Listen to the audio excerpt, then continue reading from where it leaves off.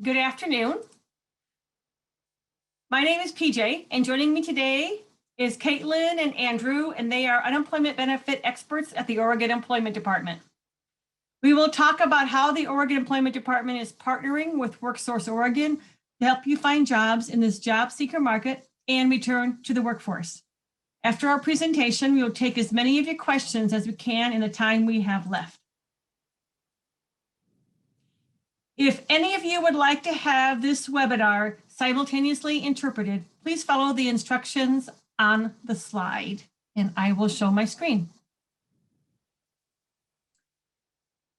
So if any of you would like to have this webinar simultaneously interpreted, please follow the instructions on the slide. It is being interpreted in Spanish, Russian, Vietnamese, and Cantonese. You click on the interpretation box on the bottom Zoom bar. You choose your preferred language. The presenter's voice will be lowered while the interpreter speaks over it. You can choose to mute the presenter if you want. And these instructions also will be put in the chat box. And to be clear, all of you can see the slideshow, correct? Great. Okay. So please remember that we cannot look into or resolve one person's own claim status in this public forum. And it is not safe to put your personal information in the chat or question boxes in this public recorded webinar that will be posted online. Please post your questions in the Q&A box, not the chat box, in the Zoom meeting, and we will take as many of them as we can after we finish the discussion with Caitlin and Andrew. The Q&A box is located in the middle of the bottom bar of the Zoom window. If you have questions regarding federal benefit program rules, we ask that you please use the Contact Us form to ask your questions rather than calling us. We are asking you to do this so we can keep our phone lines open for those needing help resolving issues with their claim. Now, let's get started with our experts. So, Caitlin and Andrew, please tell us about yourselves and what you do at the Oregon Employment Department. Yeah, I will actually go first because I know Caitlin will be speaking very shortly, so I'll let her flow into that. But my name is Andrew Dennis. I am one of the operations and policy analysts here at the Oregon Employment Department, and I specifically specialize in unemployment insurance and in this case, the Pandemic Unemployment Assistance Program. And yeah, happy to be here with all of you guys. Very nice to meet you virtually. And then my name is Caitlin Larson, and I am also an operations and policy analyst with the Oregon Employment Department, and I specifically focus on the Pandemic Unemployment Assistance Program. But I would also like you guys to know that we do partner with WorkSource Oregon as well. And WorkSource Oregon helps people find jobs and helps businesses find talent. So it's a network of public and private partners who work together to stimulate job growth by connecting businesses and workers with the resources they need to succeed. Our employees can help you search for work, assess your skills, explore careers, and connect directly with local businesses. We offer job listings, referrals and hiring events, resume and application support, skills workshops, information on training, certifications or credentials that might help you advance in your career, free internet access for job search and copiers, fax machines, phones, and other equipment. We can help you compete in today's job market. A WorkSource employee will help you identify your skills and strengths, find out what businesses value, learn how to interview and network, and get information on local businesses and wages. That sounds great. So how do people contact WorkSource Oregon to get help, Caitlin? So anyone can reach out to WorkSource Oregon for help. You don't need to wait to get a letter from us. We have WorkSource Oregon offices across the state, and beginning on Tuesday, July 6th, we are opening our offices by appointment only. Until then, we are meeting with people online or over the phone. You can get more information at worksourceoregon.org/centers. We also have the WorkSource office phone numbers listed on the screen, so you may want to look for your area and write that number down. You will notice that our language access line is in the first bullet. This number is only for people who need or want to speak to someone in a language other than English. Thank you, Caitlin. Now that the pandemic feels like it's almost behind us, people are talking about returning to work, finding jobs, and regrowing our economy. We know that not everyone is able to get back to work, and that some people face barriers that were there even before the pandemic started, like childcare and transportation. We recently announced that work search requirements in place before the pandemic would be coming back. Before we talk about people receiving regular UI or PEUC, let's talk about work search requirements for people receiving Pandemic Unemployment Assistance or PUA. Are people receiving PUA benefits required to report their work searches to us? Yeah, there are two different paths for people receiving PUA benefits. First, if you are self-employed and want to continue your self-employment, you do not need to register for iMatchSkills. You may do so if you would like, but it is not required. However, you must maintain your work search records for your business, including work to reestablish your business.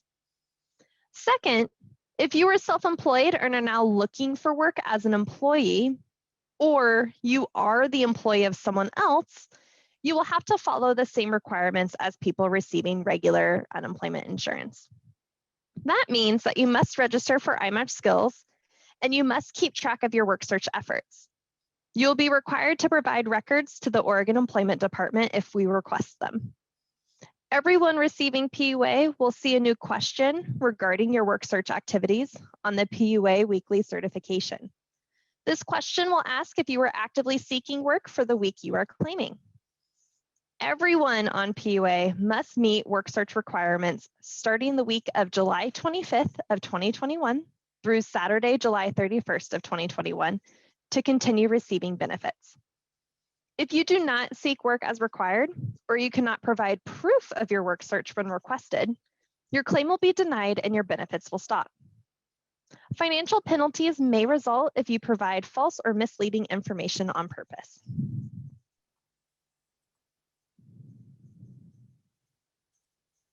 Thank you, Caitlin.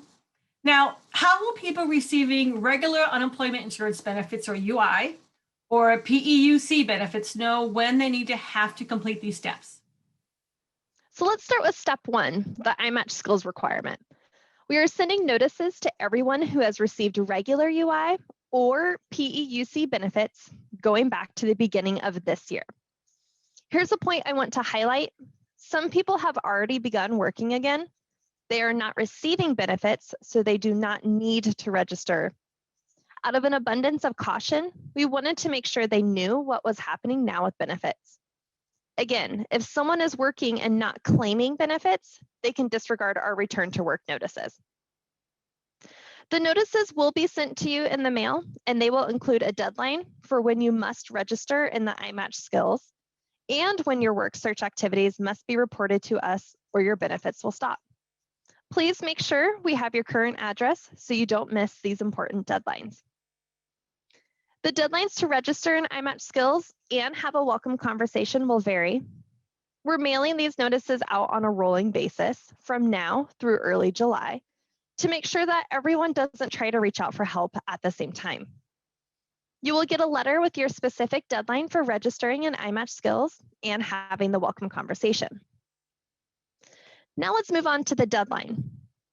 Everyone getting regular UI or PEUC benefits must start work-seeking activities beginning the week of Sunday, July 25th. You will then need to report these activities when you go to claim benefits for the week of July 25th through July 31st. You will need to continue to look for and report your work-seeking activities for each future week that you claim. If you do not report your work-seeking activities on your weekly claim, your benefits will stop. If you do not, I want to repeat these key points. So if you are receiving regular UI or PEUC benefits, you must complete your iMatchSkills registration and welcome conversation by your deadline. And you must start filing work search details with your weekly claim for the week ending July 31st. If you miss any of these deadlines, your benefits will stop. Thank you. So talk some more about iMatchSkills and how someone can register in iMatchSkills. Sure. iMatchSkills is the state of Oregon's online job matching system. It provides the state's largest pool of qualified candidates and pulls from other job posting websites. If you have filed a regular UI or PEUC claim, you're required to register in iMatchSkills, create a login, and actively seek work opportunities. Once you register and enter your skills into iMatchSkills, you will be matched to active job openings. The first part of registering in iMatchSkills is creating your login. Make sure you use a secure password that you will remember. Next is creating a job seeker account. This means that you need to enter your skills and work seeking or in your work experience. After you've created this job seeker profile, congratulations, you will be matched to active job openings. This online process is simple and could take as little as 20 minutes to complete. Here is an important tip. Please keep in mind if you're not able to complete this process in one sitting, you may have to start all over. If you previously registered for iMatchSkills but have not had any recent activity, you may need to re-register. We suggest you review your profile and make sure it is up to date. Include any new skills you may have gained or additional job experience since you last registered. If you forget your password, you can select the forgot username or password on the iMatchSkills login screen. If you are still having problems, you can call your local WorkSource office for help. Remember, if you are not filing weekly unemployment claims, you are not required to register. However, you are still welcome to use the variety of services we provide in iMatchSkills. If you become unemployed again, you may be required to register at that time. Even though this is a fairly simple process, I'd like to share my screen to show you where you can find iMatchSkills so you can start registering.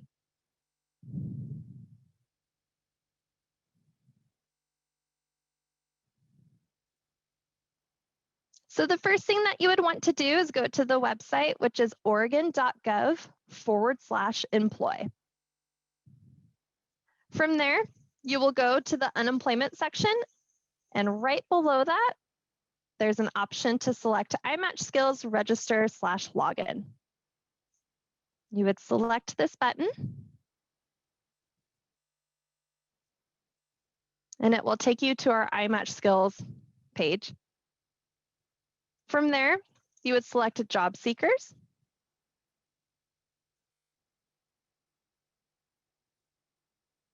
And this is where you would be able to sign in if you have already previously created a profile. Or what you could do is if you have not done this before, right here where it says, are you a new user? You would simply select create your account. From here, it's going to ask you a variety of questions in order to create your account. Once your account has been created, you will then be able to log into your account and complete the rest of the customer registration in your iMatchSkills profile.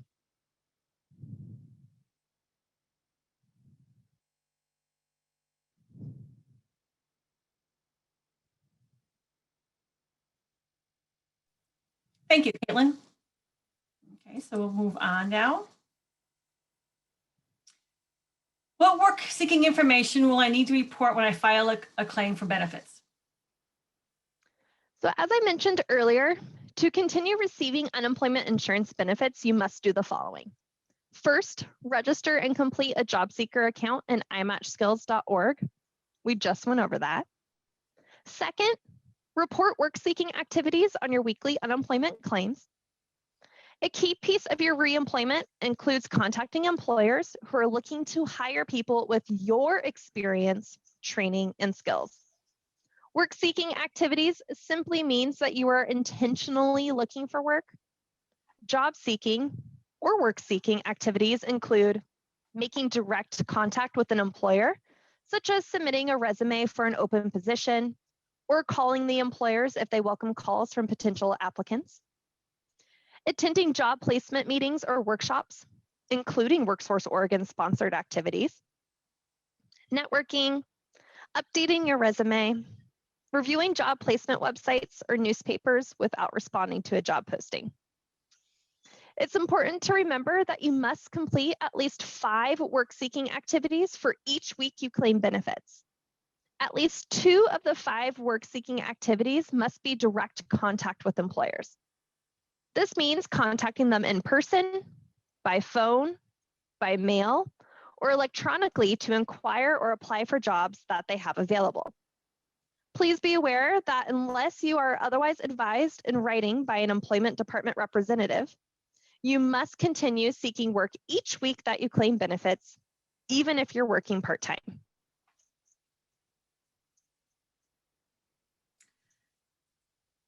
Thank you, Caitlin. So now to the next question. Okay, so when you file for, and Caitlin, I'm concerned that I've missed a slide. So if I'm going to repeat a question, please let me know. Okay. Okay. Okay. So the next one is, if you need help keeping track of your work search, we have an employment search record form on our website that people can use. Can you talk more about that?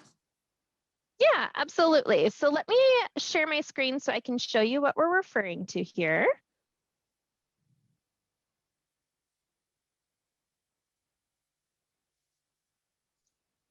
So once again, from our website, oregon.gov/employ, you can go to our search bar and you can type in employment search record.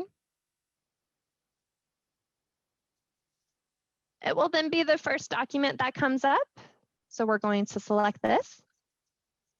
And this is something that you can utilize to report your work-seeking activities to us. So when you file for weekly benefits, what you will need to report includes the date of contact. So this means the date that you reached out to the employer, the company name, phone number, and address, or the online job posting ID, the person you contacted, if applicable. Make sure to ask their full name if you speak to someone in person, the type of work or position applied for, how contact was made, so phone, resume, online application, email, and the results of your contact. So were you hired, not hired? Is there an interview? Maybe you didn't receive a response. When you report your work search activities, you must include the date you completed your work search activity. Sometimes that's the same day you initiated contact, and sometimes the process may take a few days. So you would report the date it was finished and a description of the work search activity that you completed. So we have this form available on our website to help you track that. However, it is not required that you utilize this form, but you are required to keep records of your weekly work search activities and report those activities when making weekly claim reports. We also have a video and helpful step-by-step videos that will help you understand how to actively seek work while claiming UI benefits. And you can find those helpful tools on our website at unemployment.oregon.gov/employ.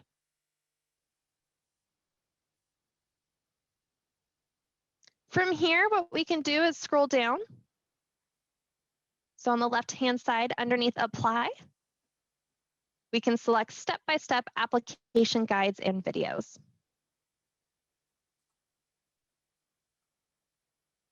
Thank you, Caitlin. I'm going to share my screen again.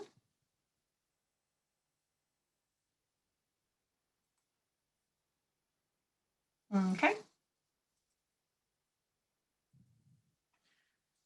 So Caitlin, when do people receiving regular UI or PEUC need to report work-seeking activities on their weekly claim?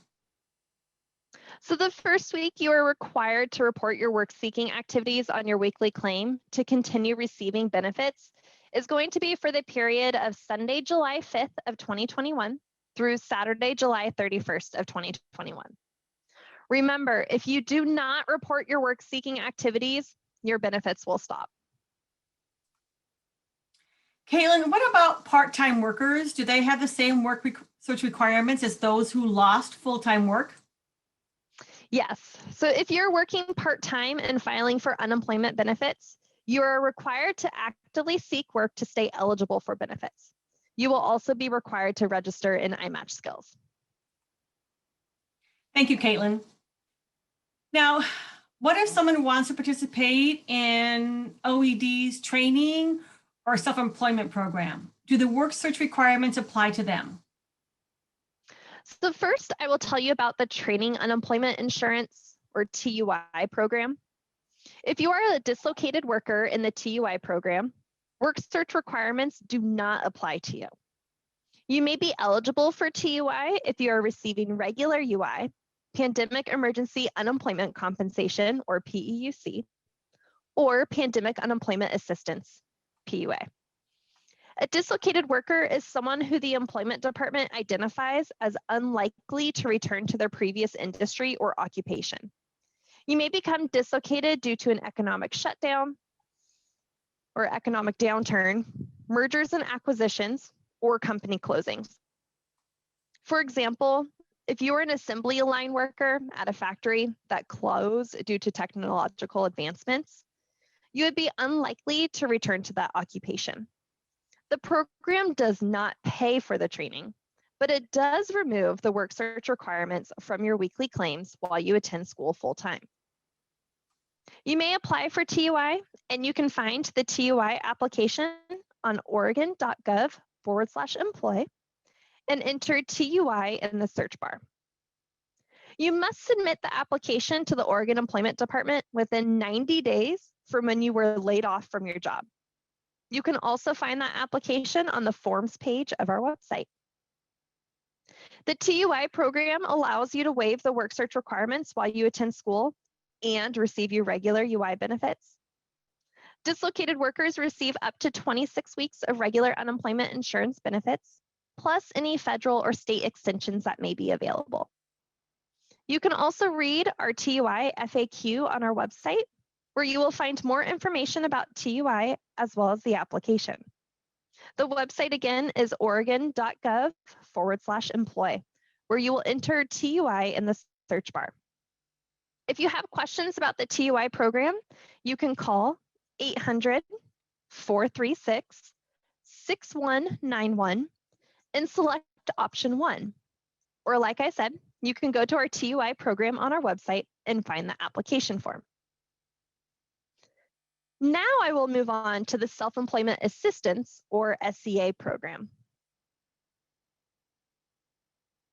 So SEA is for people who may be interested in starting their own business, are currently receiving regular unemployment insurance, and who are likely to run out of benefits before they return to work. SEA benefits include receiving your weekly benefits while participating in self-employment activities, a waiver of the actively seeking work requirement while participating in the program. The money earned from the business is not deducted from your weekly benefit payment. You can keep your weekly benefit and the income from your business. Participants in SEA must complete our market feasibility worksheet, a written business plan, and complete self-employment activities on a full-time basis for each week you claim benefits. You can call the UI Special Program Center at 503-947-1800 to see if you meet eligibility requirements. If you do, we will send you the SEA application. SEA is limited to people receiving regular UI benefits. It is not available to people receiving PEUC or PUA benefits.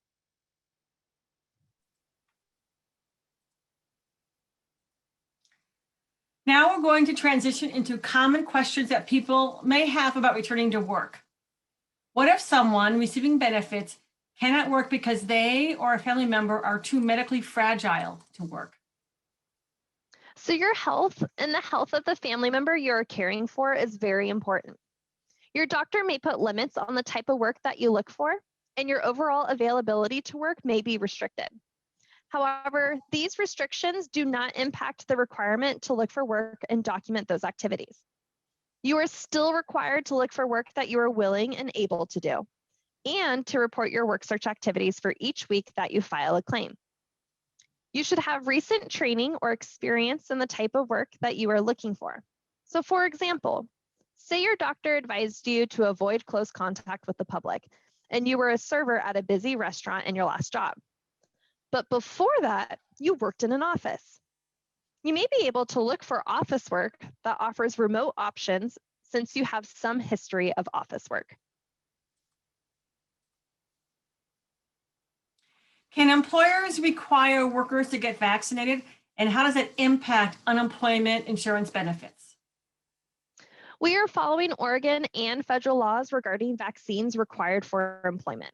If your employer has a reasonable policy regarding vaccines and offers alternate protections, such as working remotely, physical distancing, or wearing a face covering, and you are unwilling to get the vaccine or use a reasonable alternate protection, your claim may be denied.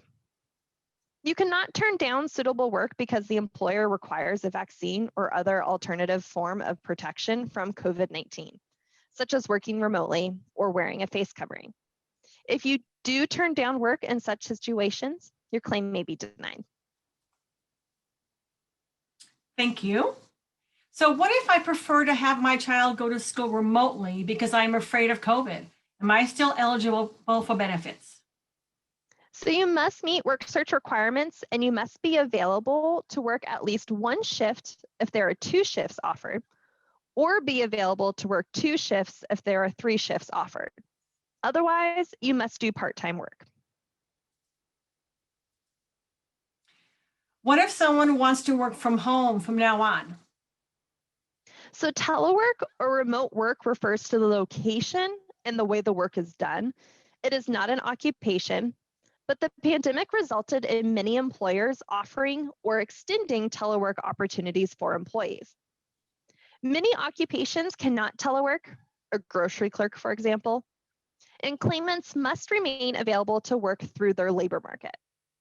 You can focus your work search on jobs that can telework, but you may be denied benefits if you turn down work that is otherwise suitable that requires you to work at a location outside of your home. Caitlin, what if people have trouble getting childcare? So if your regular job is only done during days and hours that you don't have childcare or someone else at home to watch your child or children, you can seek other types of work you can do that may have different work hours. Right now, you must still be available to work part-time. That's a lot of information you just covered, Caitlin, and we want to remind people that this same information is available at unemployment.oregon.gov/return to work. And you can download this webinar and view it again later today by going to unemployment.oregon.gov/webinars. Thank you, Caitlin, for those updates. Our next webinar is Thursday, June 24th at 1 p.m., where we will be repeating this webinar with possible updates. As a reminder, you can register for future webinars at unemployment.oregon.gov. And you can sign up for our email updates at unemployment.oregon.gov. And so you can see on the quick links, you can go right over there and sign up for them. Okay. Now, with our remaining time, we are going to go to our Q&A box to answer some of your questions. Please remember, this is a public forum, so do not put any confidential information into the Q&A box. We know that there will be a lot of questions, and I want to let you know up front that we simply won't have enough time to give you all the answers that you want and that you need, but we will tell you what we know. Okay, so I'm going to go to the questions now. Okay, so the first question is, what is the first week we need to report jobs that we have applied for? This is from Charles. Yeah, so the first week that we need to report your work seeking activities is going to be the week of July 25th through July 31st. So that's the first week in which claimants are required to report their work search activities. And that begins with a Sunday, correct? Correct. Sunday, July 25th. Thank you. The next is from Jerry, and Jerry wants to know, is it okay to register with iMatchSkills if he has not received a letter telling him to do so? Absolutely. We encourage it. It's a great resource to have. Thank you both. And Amanda would like to know, she's already working part-time and she's looking for another part-time job. but she's not working 40 hours and making anything over her benefit amount. So I know you cannot speak to specific situations, but generally speaking, can someone still collect unemployment? And do they have to keep looking for another job? If Caitlin's okay, because I thankfully had just responded to Amanda right prior to this, but it's a great question. And any claimant who works less than 40 hours per week may potentially be eligible for benefits. So even if you're working, part-time work, even if it's at 2 jobs, 3 jobs, if that equates to less than 40 hours and you're requesting that benefit under unemployment insurance, you would still be required to perform work search activities, because the hope is that you're trying to seek gainful or full-time employment. So yeah, hopefully that answers your question though, Amanda. Thank you, Andrew. The next question is from Richard. Can you speak a little bit more about the maintaining of records of invoices and the efforts that someone has to take to maintain their business?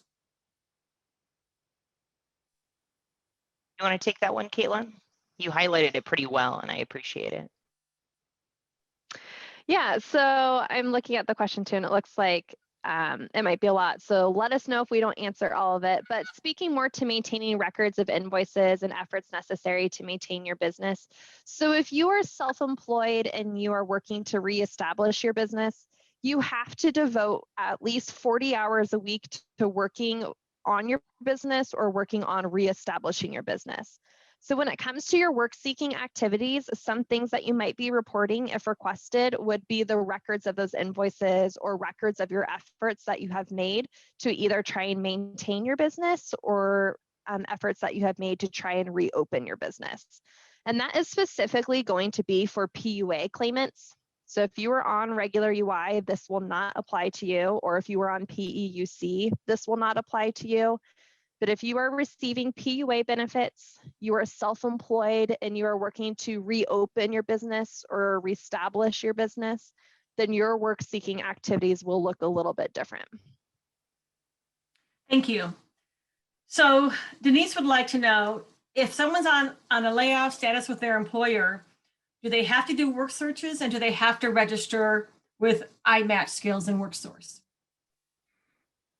So Denise, we, as I mentioned before, we certainly encourage somebody to register with the WorkSource and obviously utilize that to their benefit.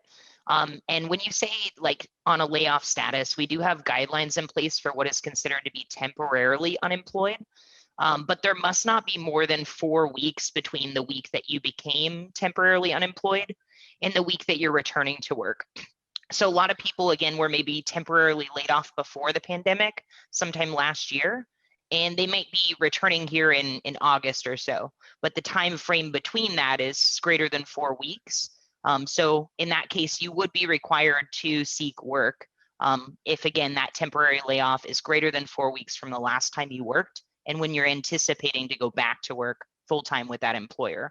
I hope that clears it up, but we do have more information in our claimant handbook, so you can access that as well. Thank you, Andrew. So Kimberly has a question about WorkSource opening, what's available now and what's available when we actually open to the public. Caitlin, can you speak to that? Yeah, so right now at this moment, our WorkSource offices are closed for in-person appointments. However, they are still meeting with people over the phone or online. Then starting or beginning on Tuesday, July 6th is when we are going to be opening our offices for in-person by appointment only. So eventually we're starting to reopen so that way you can go into the offices, but please keep in mind it will still be by appointment only at this time. However, if you need assistance from WorkSource Oregon right now, then they are helping people either online or over the phone. Thank you, Caitlin. So from an anonymous, the question is more about the self-employed individuals who are looking for both freelance work and work as an employee. So what do they do? Did you want to speak to that, Andrew?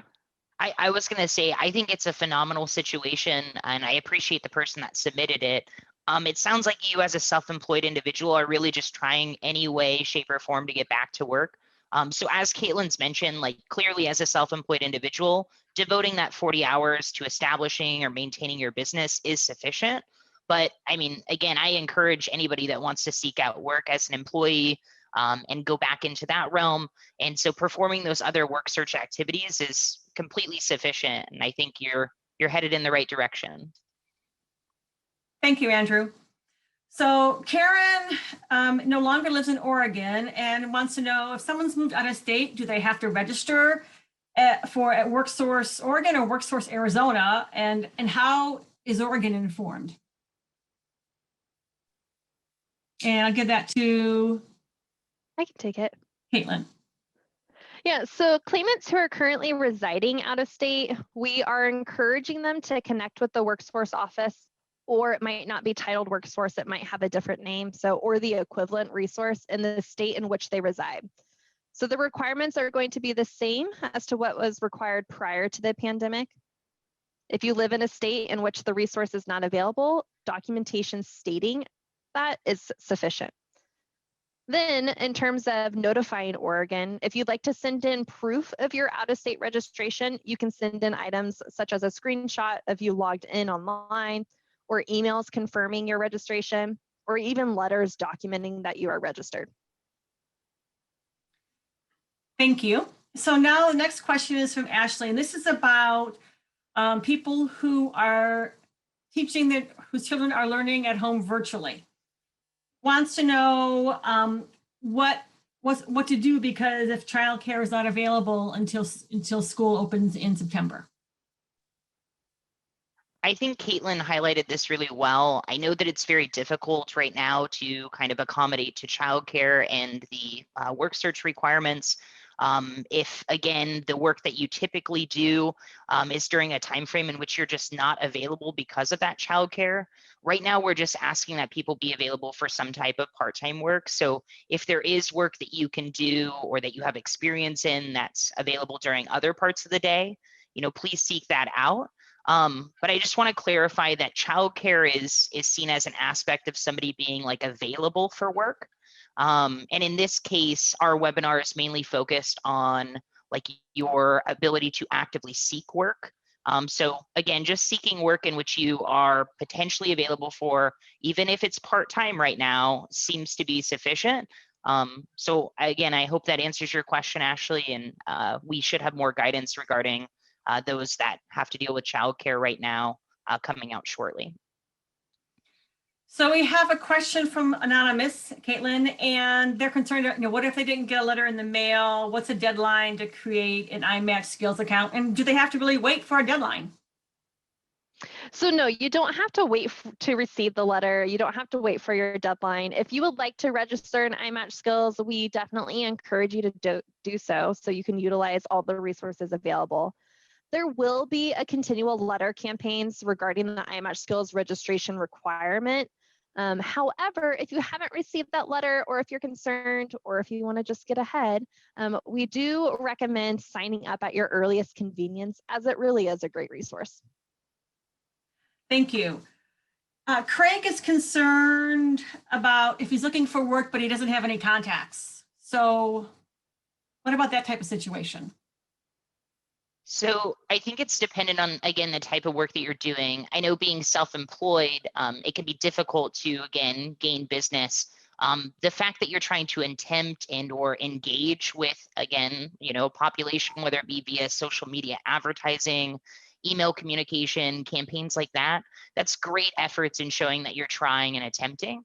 If you are somebody that, again, is required to do, what we consider to be those direct employer contacts as somebody that's an employee of somebody else and not a self-employed individual, the direct contact we're referring to is perhaps you applying via online applications to maybe it's Bob's Automotive down the street. Perhaps you went in person to, let's say, I don't know, Fred Meyer's down the street again, something that you could go to and just asking a person, hey, do you guys have any jobs available? Those types of contact are what we refer to as a direct contact. So hopefully you're able to make some of those and or increase the amount that you're doing right now. We just require 2 out of the 5 activities that you do per week to be those quote unquote direct contacts. Thank you, Andrew. So Teal says, well, so she's working 3 jobs and there are no shifts available right now, but she's not working full time with those 3 jobs. So does she still have to conduct a weekly work search? Because it's 40 hours that important point, Andrew? Yes, as we mentioned before, 40 hours is kind of the pivot point. So anything under than that, those 40 hours, even if it's 3 or 5 jobs, and bless you for doing that. You know, I know right now is probably a very difficult time, but yes, if you're working 3 jobs or more and you're under 40 hours, please consider applying. But those work search requirements would still be in place as we're trying to encourage you to search full-time employment. And in that case, get back to work with the 40 hours per week. Thank you, Andrew. And Caitlin, Alex wanted a little bit more clarification on the letters that are going out. So if someone went ahead and registered an iMatchSkills and then they got a letter, do they need to do it again? So no, if you decide to register for iMatchSkills now and then you get a letter in a couple weeks, you won't necessarily need to re-register. Sometimes it will happen if you register and then you don't do any activity on iMatchSkills for an extended period of time. It will make you do like a re-registration, or it will just prompt you to update some certain fields to make sure we have the most accurate information. But at this point, if you were to sign up for iMatchSkills now, you won't need to re-register when you get that letter. Thank you, Caitlin. And then, so Philip has a question about the iMatch registration that some people have on June 19th. So if we can clarify that, and he'd like to know if someone who has to register by June 19th, if they will have a deadline earlier for the work search requirements. That's a great question, and they are separated. So no, there would not be like an earlier requirement for you to do work search requirements. You have been sent a letter obviously stating please register for iMatch, but work search requirements across the board are going to be that week of July 25th to the 31st. So in that case, that's when you'd be required to perform the work search activities. Thank you, Andrew. And then Carola has a question for Caitlin. She had an iMatch account about 10 years ago. Does she need to do a brand new account? Doesn't have the user ID or password anymore. So what you can do is you can try going and selecting the forgot username or password to see if you're able to recover your previous sign-on information. If you had an iMatchSkills account 10 years ago, if you're able to recover your previous one, then you will need to go in and, in a sense, reactivate the account. It will ask you to go back through some pieces of information to make sure it is still up to date and accurate. I'm not familiar right off the top of my head as if you're not able to recover the information, if there's another option. Andrew, do you know? To my understanding, it should allow you to, at that point, still set up an account or link you to the ability to set up an account, because I'd imagine that you're not the only one that's probably created it years and years ago and not having access. But again, same as Caitlin, I am not personally familiar with having to go through that process. I apologize. But hopefully maybe we can get back to you with that question or provide guidance here shortly online, because it's a great question. And what we can do with some of our FAQs is we can look to add that. So that way someone can find that information easily. So Lily would like to know, other than signing up for iMatch, how are the work search requirements for regular unemployment insurance different than they were before? And because before, didn't they have to report 5 work search activities each week? So you were spot on, and there's actually going to be for regular unemployment insurance claimants or those on PEUC, there's going to be no like difference in regards to what those work search requirements were prior to the pandemic. It's still going to be 5 total activities, of which 2 are required to be direct. I know a lot of people before would just do 5 direct contacts, and that's phenomenal. But yeah, that same requirement's in place and no changes. Thank you.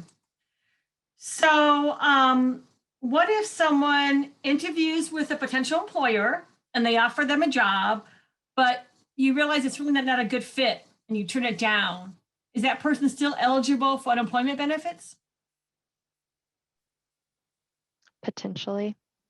Can you speak a little bit more? I know we should be very general in our answers, but I mean, can you explain when it would not be and when it would be? So obviously each situation is uniquely different, but job refusals are considered something that has to go through an adjudication procedure. So you may, again, have good cause and adequate reason as to why you refused that job or why it was not a good fit. But the fact that you had refused it will still require the review to occur. And in this case, again, not speaking to like each individual situation, it would just have to go through that adjudication procedure, and dependent upon your reason for refusing it could allow you to have benefits. Or again, it could be the reason that you're denied benefits because technically being offered a job and not taking it could be seen as an issue with you trying to get back to work. Thank you. So the next question is from Anonymous. Can two of the direct contacts be to the same employer? So I would say the only situation in which I've probably seen this allowed would be somebody that may have turned in the application and then 3 days later they interviewed with that person. And in that case, okay, I understand the two direct contacts. What I see happen a lot of times that would maybe not be as acceptable would be me calling my employer that I'm laid off from 2 times in the same week just to see if he has work. And I think a lot of individuals often tend to report that way. And in this case, I want to encourage that the direct contacts that you're making, even if you are temporarily laid off from an employer, should be, again, contacts that are outside of that employer that you're trying to become gainfully employed with. It is great that you're checking in with that employer and hopefully you'll get back up to work. But if the intention is, again, to report that same employer, Boss Joe that I worked with the last 2 months, that's where you're going to see that potential problem. Sorry if that's confusing, PJ. No, I think it was clear. If the person does not think it's clear, please submit the question again in the Q&A. And then another question, Caitlin, is, so if someone started a business during the pandemic, can they apply for C?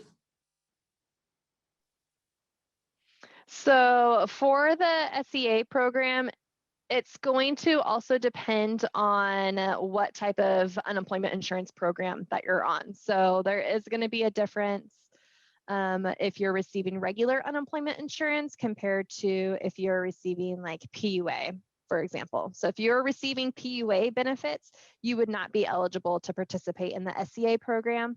But if you're receiving regular unemployment insurance, then yes, you would potentially be eligible to participate in the SEA program. Go ahead. I'm sorry, and just to clarify, if they move from regular UI to PEUC, and they're now PEUC, they are not eligible for self-employment assistance, the CEA program, correct? SEA program, correct? So PEUC is an extension of regular unemployment insurance. So the applicable options available to regular unemployment insurance would transcend to those individuals. It would be PUA that would be specifically not. Okay, thank you. And I do see that question was on the chat as well. So hopefully that helps clarify, because you are correct. I did say it was not during the presentation, but if you are receiving PEUC benefits, then you would still potentially be eligible for SEA. Just remember that that process is that you would need to call the phone number to see if you meet the eligibility requirements. And if you do, then we will send you the SEA application. Okay, so we have someone who, let's see. Somebody wants to know where they can find a full list of approved work search activities. So our claimant handbook is a sufficient or a really good resource that they can utilize. I would say that work search activities are, again, maybe not all inclusive because people do varying types of work. For like a self-employed individual who's maybe a contractor, they're going to do things like a bid proposal and other things to maybe equate to a work search activity. Whereas if I'm just seeking employment with Fred Meyers, again, I might go to the WorkSource office and utilize them to help me update my resume. That could be considered a work search activity. I could have maybe attended the WorkSources class on Excel or some of the other resources that they offer, and that could count. Or again, I could just call the flower shop down the street and say, hey, do you guys have any positions available? So it will vastly depend on the type of work that you do. And unfortunately, we don't have a very all-inclusive list. Okay. So another person is asking, Kathleen, so if someone's on PUA and they're starting a new business and they're going to be self-employed through that, how can she prove that she's worked 40 hours?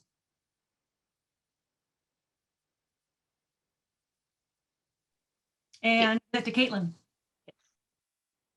Can you repeat the question? So they're self-employed, but they're also seeking employment. Is that what you said? No, so they're on PUA and they're starting a brand new business and they're going to be self-employed for this business.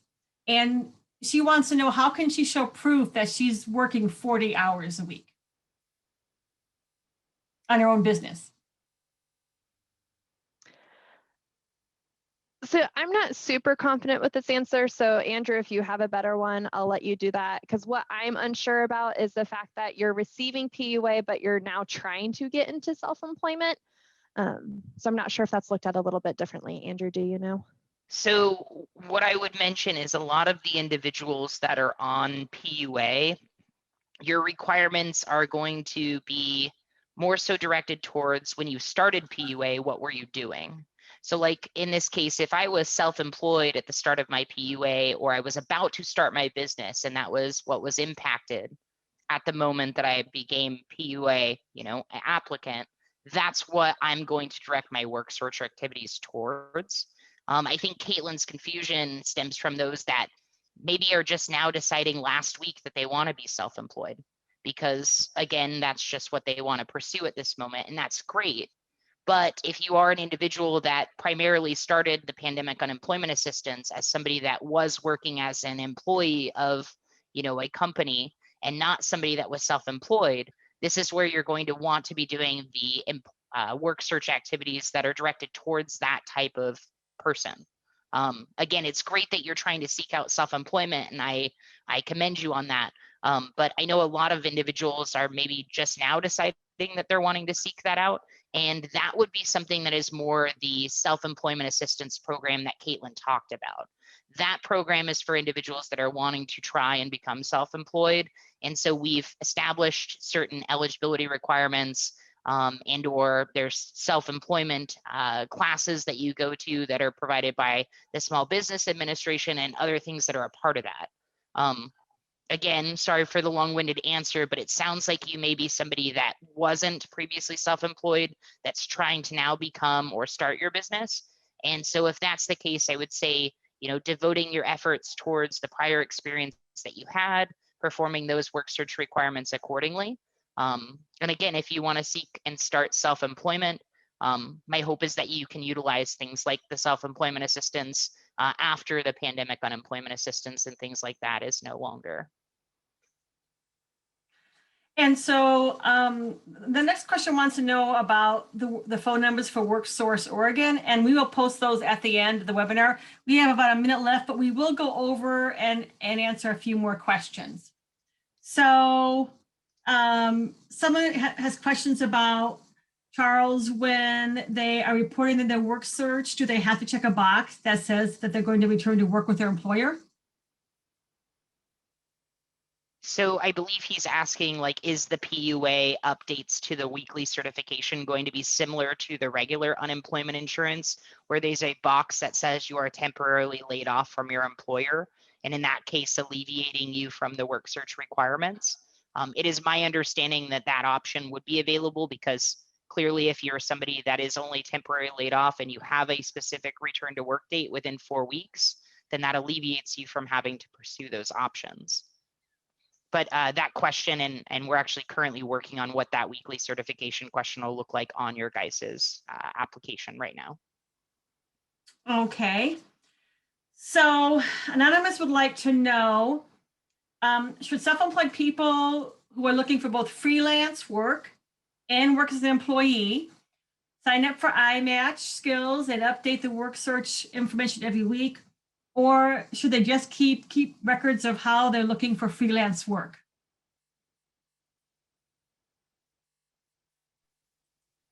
So in this case, you can keep records of the freelance work that you're looking for. But in this case, I would just say, when you're putting down those, like I used to keep a journal and or a handwritten version because digital versions can sometimes disappear. But yeah, if you are somebody that's self-employed and also seeking work as an employer, I think I highlighted it before. It sounds like you're headed in the right direction. So devoting the time towards that self-employment and the 40 hours, but also doing those work search requirements to supplement seems more than adequate. So there is some confusion about some deadlines. And so there is the June 19th deadline for registering an iMatch. Someone wants to know, this is anonymous. But letters are still being sent out. And so can you clarify who has the June 19 deadline and who does not when it comes to iMatchSkills? So we did identify a pool of individuals that, again, were selected for the first wave of the iMatch registration. Part of this was based on certain qualifiers and or again, based on how long they may have been on unemployment, but also, based on our WorkSource Oregon partners and their capacity, we didn't necessarily want to send out letters to every single individual that's on unemployment right now and overloading that resource so that it can't provide its adequate service. So that is why these letters are coming out in waves. And as you highlighted, the first wave is June 19th. And there will be continual letters going out, but you are more than encouraged to sign up before your actual deadline or before you receive one. And then we have another questions from Michael and some clarification on the format to use when reporting efforts to restart a business. So we do not have a special format and or like a document that you complete. In this case, like I said, depending on the type of work that you do as a self-employed individual, it's going to vary. So it could just be me sending in a, screenshot of an invoice that I just took from my neighbor for the work that I did. Or it could be, oh, I just sent this bid proposal. Or, hey, I just advertised last week and these are my postings, this is my advertising budget. Again, it could just be a matter of various things or papers that you're collecting that show that activity. I again recommend a paper copy as well as the digital because we know what can happen with technology. And in this case, like I said, depending on the type of business, maybe a journal of your efforts is sufficient, or just a file of all your invoices, things like that. Okay, and then a question from Karen, and this is about moving out of state. The person won't be registered in WorkSource or iMatch because of that, but will they still be able to file their weekly claims as long as they report work search activities in another state? Yes, so in this case, an individual that is living in another state but claiming in Oregon would still be seeking work in their applicable labor market. So if I lived in Boise, Idaho right now, that's my labor market or the applicable area. Like it makes sense that you're seeking work in that area, and those would be the activities that you're tracking and reporting. Thank you, Andrew. Thank you, Caitlin. So I have put up the WorkSource Oregon screen so you can see the phone numbers, and I encourage you to reach out to them if you have additional questions. Thank you for your time. And again, we will be having another webinar on work search requirements. And so I encourage you to attend those too. Thank you and have a good day.